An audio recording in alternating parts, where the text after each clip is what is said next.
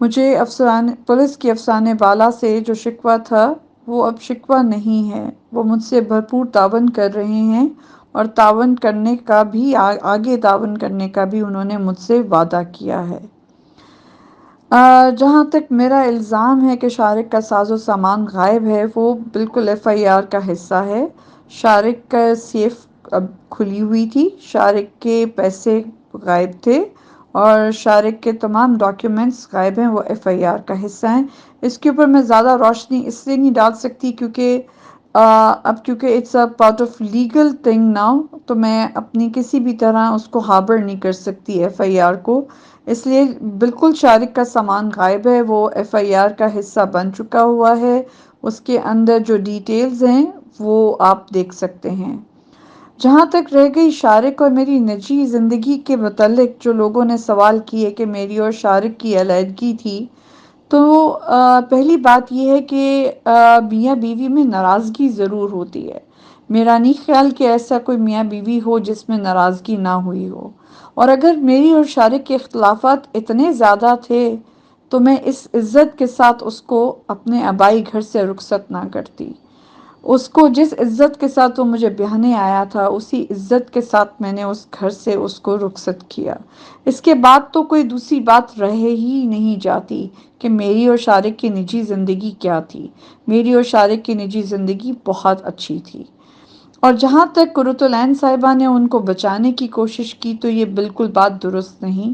یہ بات post mortem سے بھی ثابت ہوتی ہے کہ شارق کا منہ کھلا ہوا تھا، اور بلکہ جو ریسکیو 1122 تھے انہوں نے شارق کو منہ کے بل ہی پایا، اور ان کی وفات ویسے ہی ہو گئی ہوئی تھی منہ کے بل، اور ان کا جو جبڑا تھا وہ کھلا یعنی اکڑ گیا ہوا تھا، منہ کھلا ہوا تھا اور منہ پہ خون تھا، ناک سے خون نکل رہا تھا۔ تو اگر انہوں نے بچانے کی کوشش کی تو ان کو 12:30 بجے 1122 کو کال نہیں کرنی چاہیے تھی، جبکہ لاش اکڑ چکی ہوئی تھی، جسم ٹھنڈا ہو چکا ہوا تھا۔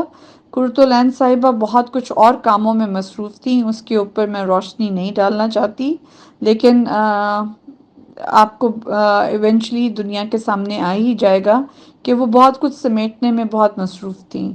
اور جہاں تک رہ گئی بات کہ وہ بہت طاقتور ہیں، اثر رسوخ والی ہیں، اور وہ آئی ایم شور اپنا اثر رسوخ استعمال کریں گی اس انویسٹیگیشن میں بھی، اور میں یہاں پولیس سے، افسران بالا سے میری درخواست ہے کہ وہ بغیر کسی اثر رسوخ کے ہمیں انصاف دیں، بلکہ شارق کو انصاف دیں۔